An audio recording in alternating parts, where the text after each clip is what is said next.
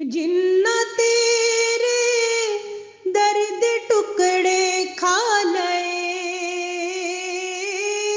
جنہ تیرے درد ٹکڑے کھا لئے، گل کر دینے عرشوں پار دی، گل کر دینے عرشوں پار دی، گل کر دینے عرشوں پار دی۔ بسم اللہ الرحمن الرحیم۔ یوٹیوب کے نوائے جاوید چینل پر جاوید القادری اپنے سامعین و ناظرین، بہن بھائیوں اور بچیوں کی خدمت میں سلام عرض کرتا ہے۔ معزز ناظرین، بیان چل رہا تھا سیدہ عالم جناب فاطمہ زہرا کے عقد اور ان کی رخصتی کا۔ جب آقا انعامدار صلی اللہ علیہ وسلم ان کا عقد فرما چکے تو اب جناب علی کو فرمایا کہ علی جاؤ اور اس زرہ کو بیچ کر جو ملے وہ پیسے لے آؤ۔ تو حضرت علی اس زرہ کو بیچنے کے لیے گئے۔ انہیں راستے میں جناب عثمان مل گئے۔ انہوں نے اپنے عقد کا ان سے تذکرہ کیا۔ جناب عثمان سن کر بہت خوش ہوئے، کیونکہ ان کے لیے یہ ایک سرپرائز تھی۔ پھر جناب علی نے کہا کہ میں یہ زرہ بیچنا چاہتا ہوں، کیا آپ خرید لیں گے؟ تو انہوں نے کہا کیوں نہیں۔ چنانچہ 400 درہم میں انہوں نے حضرت علی سے وہ زرہ خرید لی۔ اب جب علی روانہ ہونے لگے تو عثمان نے ان کا ہاتھ پکڑا اور کہا کہ یہ زرہ بھی ساتھ لے جاؤ۔ اس پر علی بہت خوش ہوئے۔ جناب علی وہ زرہ اور 400 درہم لے کر خوشی خوشی واپس چلے۔ جب آقا صلی اللہ علیہ وسلم کی بارگاہ میں حاضر ہوئے تو انہوں نے پوری روداد سنائی کہ عثمان نے مجھ سے یہ زرہ خریدی تھی اور مجھے 400 درہم دیے تھے، اور ساتھ ہی پھر انہوں نے زرہ مجھے واپس بھی کر دی۔ تو جناب عثمان کے اس عمل پر آقا انعامدار صلی اللہ علیہ وسلم بہت خوش ہوئے اور ان کے حق میں دعا دی۔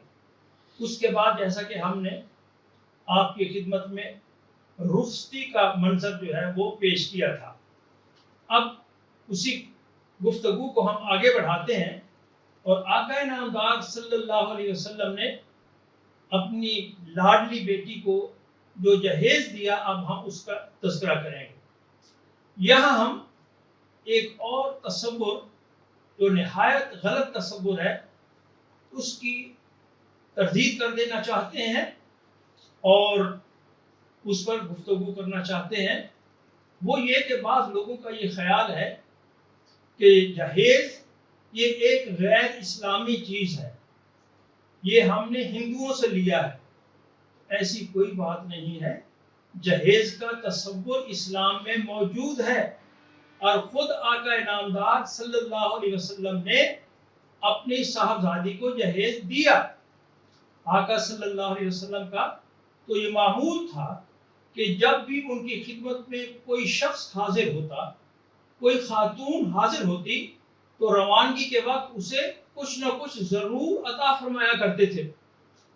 جناب حلیمہ سعدیہ کی بیٹی جب ایک جنگ میں اسیر بن کے آئی اور آقا انعامدار صلی اللہ علیہ وسلم کی خدمت میں پیش ہوئی، تو جب وہ واپس جانے لگی تو آپ صلی اللہ علیہ وسلم نے انہیں بھی تحائف دیے، انہیں زاد راہ دیا، اور اسی طرح ان کو سواری کے لیے اونٹ بھی دیا۔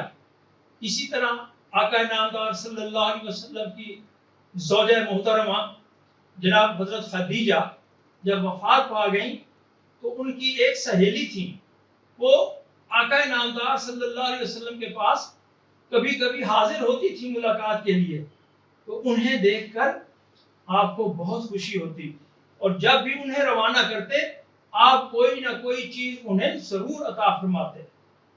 تو جو ہستی آنے والوں کو اس طرح خالی نہیں روانہ کرتی، کیسے ممکن تھا کہ آقا نامدار صلی اللہ علیہ وسلم اپنی لاڈلی صاحبزادی کو رخصتی کے وقت کچھ بھی نہ دیتے؟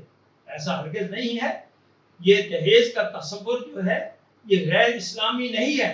ہاں البتہ ہمارے اندر جو بعض رسمیں آ گئی ہیں اور یا لوگوں نے جو بڑھ بڑھ کے جہیز دینے کا ایک وتیرہ اپنا لیا ہے، یہ درست نہیں ہے، لیکن اس کا مطلب یہ نہیں ہے کہ انسان یہ کہہ دے کہ جہیز کا اسلام میں تصور ہی نہیں، ایسا نہیں ہے۔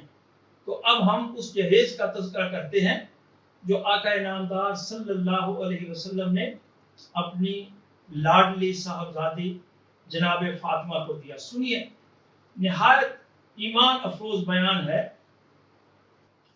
سرور سروراں شاہ کون و مکان، والی انس و جاں رحمت دو جہاں، رب کے محبوب اور اس کے دلدار کی، خاتم الانبیاء شاہ ابرار کی، لاڈلی فاطمہ دختر ذی حشم، راحت جان کو رہروان حرم، رخصتی کی گھڑی جو ملا تھا جہیز، کتنا تھا مختصر سادہ نخوت گریز، اس کا نوری بیاں تذکرہ دلربا، آیا ہے کچھ روایات میں خوش نما، چار پائی تھی ایک کھردر بان کی، باقی تفصیل ہے ساز و سامان کی، ایک گدا تھا چمڑے کا جس میں بھرے، روئی کی جا تھے پتے کچھ اشجار کے،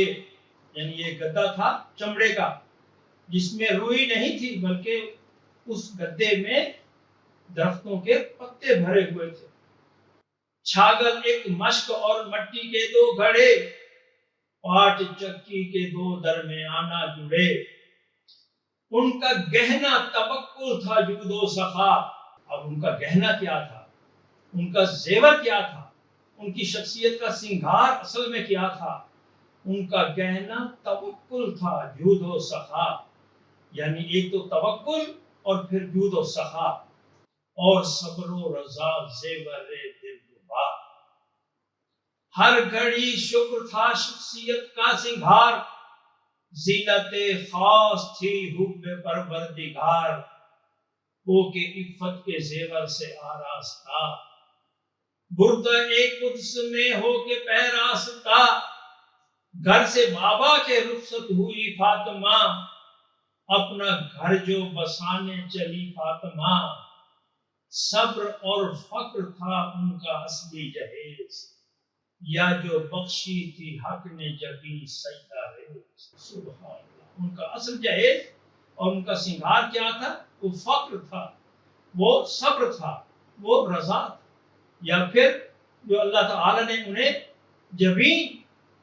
عطا کی تھی، سجدہ ریز، ہر وقت اللہ کی بارگاہ میں وہ سجدہ نیاز میں جھکی رہتی اور رب تعالیٰ کو شکر ادا کرتی رہتی۔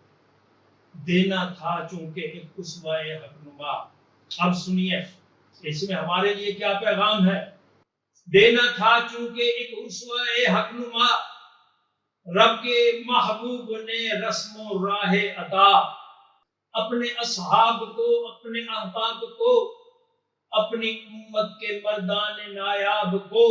اب چونکہ آپ نے اپنی امت کو ایک اسوہ دینا تھا اور ایک طریقہ دینا تھا اور ایک معیار عمل دینا تھا، اس لیے موقع حاضہ پر خاص کر جان ساران و عشاق خیر البشر، سادگی اور کفایت کا ایک دلربا، قابل پیروی سہل اور حق نما، رب کے محبوب نے ایک اسوہ دیا، ہم سے کمزور بندوں پہ احسان کیا۔ آقا نے تو ہم پر احسان کرتے ہوئے اتنا سادہ اور مختصر جہیز دیا، لیکن ہم ہیں کہ ہم نے اپنے اوپر کس طرح کی پابندیاں اور کس طرح کی جو ہیں وہ ڈال لی ہوئی ہیں، مصیبتیں گویا ڈال لی ہوئی ہیں۔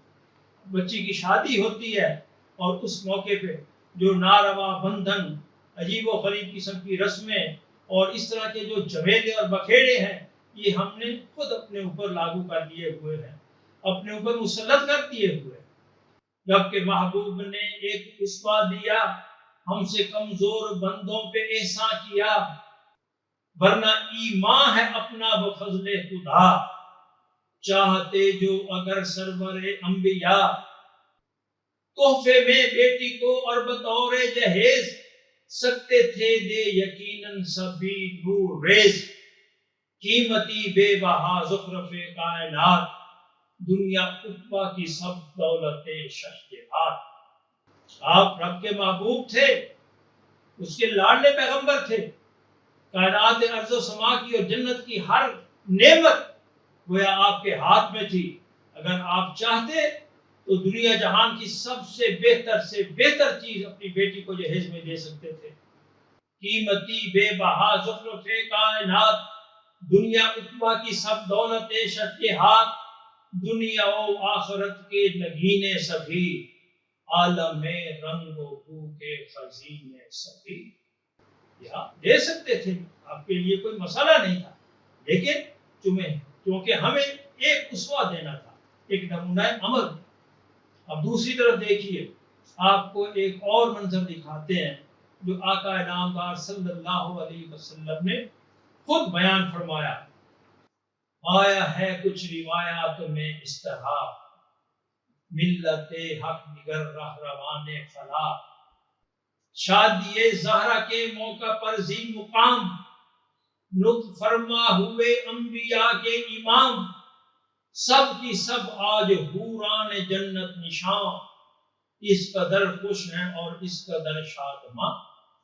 آقا صلی اللہ علیہ وسلم جنت کا وہ منظر جو ہے وہ بیان فرمایا کہ شادی زہرا کے موقع پر وہاں جنت میں کس طرح کا ماحول ہے اور کس طرح کا ایک جشن ہے، اور حوریں کس قدر شادماں اور خوش ہیں اور اپنی خوشی کا اظہار کس طرح کر رہی ہیں۔ سب کی سب آج حوران جنت نشان، اس قدر خوش ہیں اور اس قدر شادماں کے لیے اپنے ہاتھوں میں وہ خوش مثال نوری ہیرے جواہر سے لبریز تھال، یعنی نور ہیرے اور جواہر سے بھرے ہوئے تھال ان کے ہاتھوں میں ہے، ہدیے میں ایک دوجے کو ہیں دے رہی، لے رہی، دے رہی، دے رہی، دے رہی۔ سبحان اللہ، کہ جنت میں لاکھوں کروڑوں حوریں کس طرح اپنی خوشی کا اظہار کر رہی ہیں اور ایک دوسرے کو کس طرح تحائف دے رہی ہیں۔ کیا وہ نوری ہیرے اور جواہر ان سے بھرے ہوئے تھال وہ ایک دوسرے کو دے رہی ہیں، ایک اسے دے رہی ہے، دوسری آگے دے رہی ہے، وہ اس کو دے رہی ہے۔ سبحان اللہ، چشم تصور میں ذرا وہ منظر لائیے جنت کا، کہ اس وقت جنت میں کیا سما تھا، کیا منظر تھا۔ اور پھر آپ نے فرمایا کہ ایسے ہی تا قیامت کا فضل خدا جاری رہنا ہے یہ سلسلہ دلربا۔ سبحان اللہ۔ تو اس وقت سے لے کر کہ جب آقا صلی اللہ علیہ وسلم کی صاحبزادی کی رخصتی ہوئی تھی، اس وقت سے لے کر تو تا قیامت حوروں کا یہی عمل جو ہے یہ ان کا شعار رہے گا، ان کا وتیرہ رہے گا، اور وہ نوری ہیرے اور جواہروں سے بھرے تھال ایک دوسرے کو اسی طرح تحفوں میں دیتی اور لیتی رہے گی۔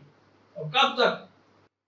اس گھڑی تک کہ جب آپ کی لاڈلی سیدہ فاطمہ نور عین نبی آئیں گی خلد میں اور بنفس نفیس، ہوں گی حوران جنت کی آہم جلیس۔ یعنی اس وقت تک یہ سلسلہ جاری رہے گا جب سیدہ عالم خاتون جنت میں بنفس نفیس تشریف لائیں گی اور ان حوروں کے ساتھ آ کر ان کی چرمٹ میں تشریف رکھیں گے۔ اس وقت تک یہ سلسلہ لین دین اور تحائف کی ایک دوسرے کو لینے دینے اور تحائف کے تبادلے کا سلسلہ چلتا رہے گا۔ اب آخر میں آقا صلی اللہ علیہ وسلم نے ان اپنے پیاروں کو جو دعائے خیر و برکت کا تحفہ دیا اس کا تذکرہ کرتے ہیں۔ فاطمہ کی تھی جس دن ہوئی رخصتی، شام کے بعد گھر لاڈلی کے نبی لائے تشریف از راہ لطف و عطا، مانگا برتن میں کچھ پانی اور دم کیا، بعد ازاں آپ نے آب مبروک کے اپنے نورانی ہاتھوں میں قطرے لیے، ان کو دونوں پہ چھڑکا بروئے عطا، اور مولا سے کی ان کے حق میں دعا۔